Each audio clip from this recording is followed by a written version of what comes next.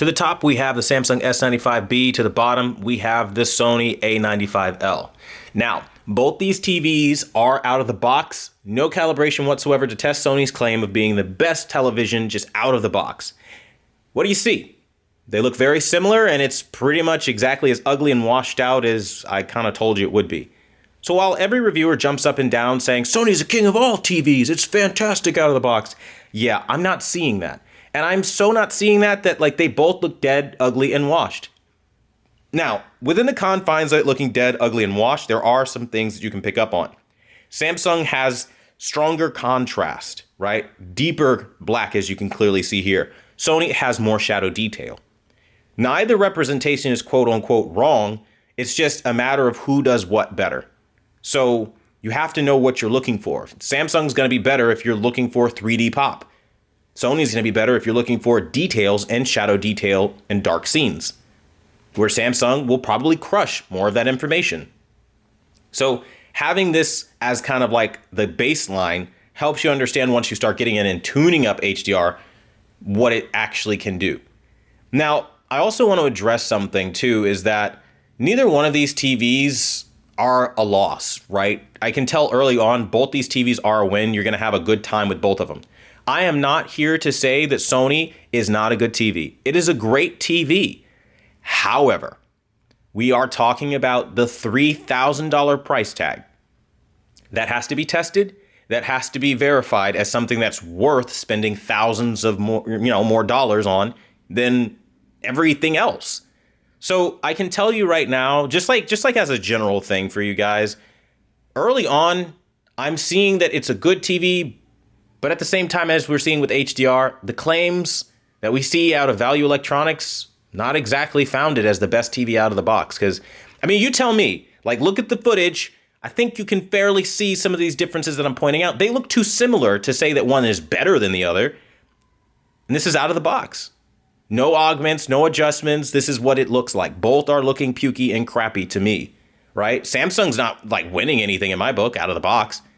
And this is how these TVs come shipped. And all these reviewers jump up and down and they make their reviews and they do their comparisons and like, oh, Sony's got better this or this has better that. I'm not juicing up color. I'm not playing any games. This is how they both look. Not great. And it's out of the box.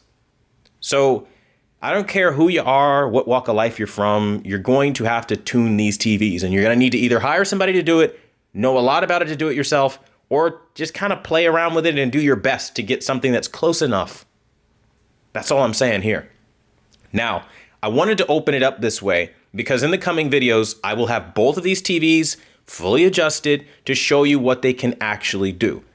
Now, I don't think I'm going to end this video like this and like that's all you get out of like Sony or Samsung.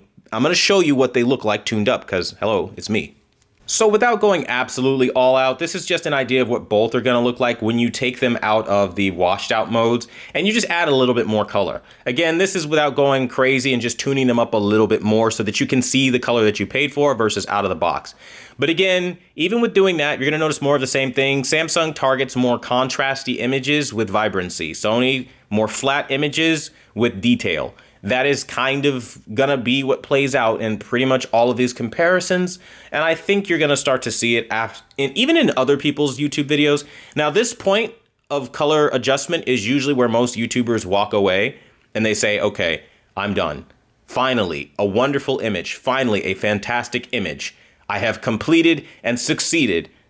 This is it. This is all these TVs are capable of. Again, I will preface by saying I am not doing that, and I'm going to go a step above that and show you something in-house, custom, that looks incredible, that these TVs can actually shine and show you what you paid for. So if that intrigues you, make sure you join because both of these are going to be getting settings adjustments put on for members. Again, $4.99 versus the $500 they're going to charge you per picture setting. Again, not worth it. So that little bit out of the way. Now let's see what it looks like when both of these are taken to the absolute next level. Now I'm going to do them one at a time because the camera will not meter for both. So you're just going to have to just bear with the process, right? But you're going to see how big of a difference it is even from this, which again, this is where most calibrators usually stop right here. They're done. They've gotten the colors to pop a little bit, not a whole lot, but it's good enough. And I push the brightness up just so like it's not dim on video, but usually they keep the brightness really low and shit like that. So you got to see out of the box, which was trash. Okay, I think we can all agree. Master calibrated from Sony, whatever. Doesn't look great.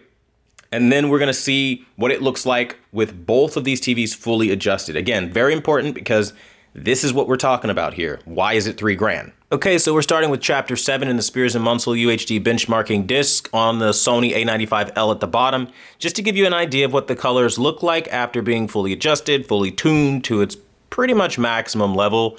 And again, you can see colors look really good, very vibrant, so on and so forth.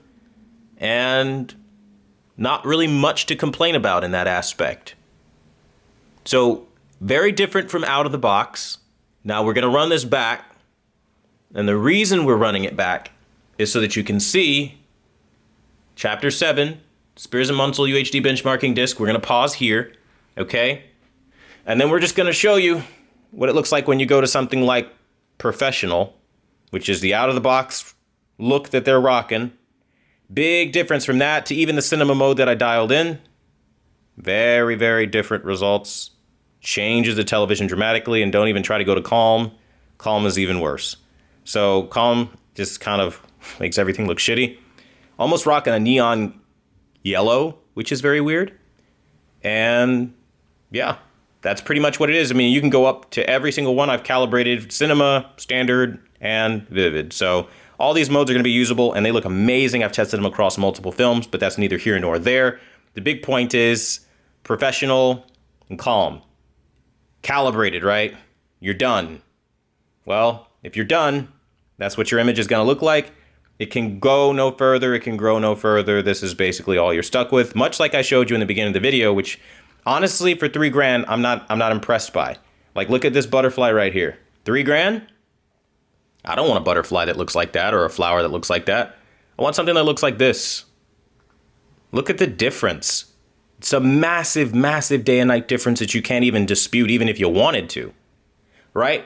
So that's what it looks like on the Sony A95L when you dial it in. Now we're going to show you what the Samsung looks like. So this is what the Samsung S95B looks like out of the box, movie mode. Again, the closest thing you're going to get to a quote-unquote calibrated mode.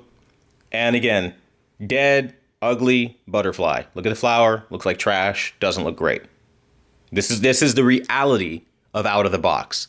No matter what your favorite YouTuber will try to sell you or tell you, this is reality, right?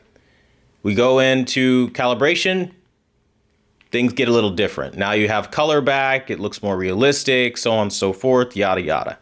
The point being, both of these TVs look very different once they're calibrated. So, the verdict, is Sony the king of all TVs out of the box for HDR right now and forever? That is an absolute definitive no. It looks very similar to the Samsung S95B. It isn't king of anything.